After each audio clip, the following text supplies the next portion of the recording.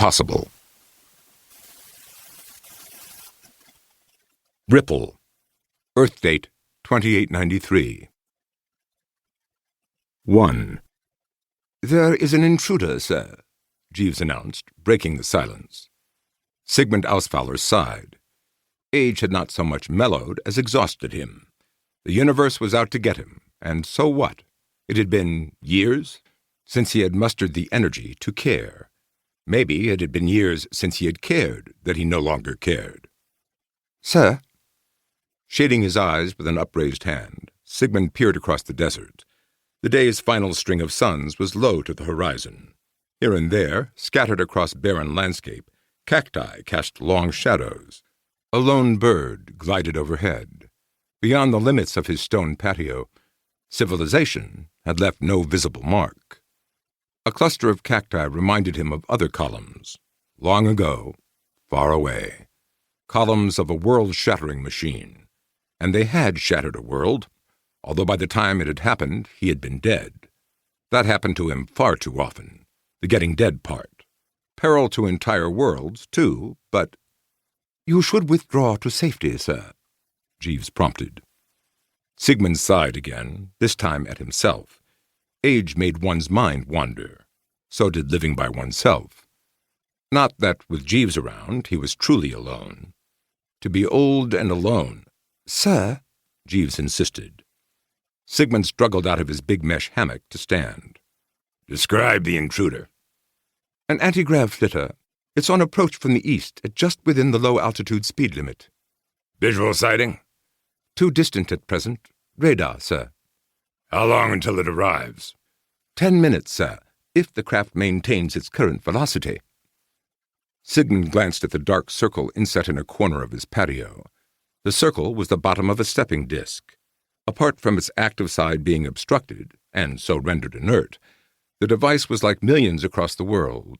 Flipped light-colored side up, and in one pace he could teleport at light speed to any disk of his choosing, almost anywhere on the planet. But were he to invert the disk, then others, if they had the authority to preempt his privacy settings, could teleport here. Sigmund valued his privacy, and his stepping disk stayed upside down. And to be honest, his disk was not exactly like the millions of others. The microfusion reactor on this disk would overload seconds after he stepped out, destroying all record of his destination. He really valued his privacy. "Sir?" Sigmund considered. "They're not stealthed. They're approaching from the east, easy to spot, not flying out of the setting suns. They want us to know they're coming."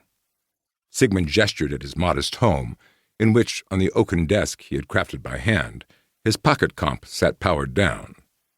"It's not as though they can call ahead." "Very good, sir," Jeeves said, in his gentleman's gentleman tone of voice, acknowledgment and mild reproach together. Jeeves was more ancient even than Sigmund. The butler mannerisms that had once been a few lines of code, an affectation or a jape on someone's part, had, over the centuries, permeated every facet of the AI's persona, kind of like paranoia in Sigmund's brain.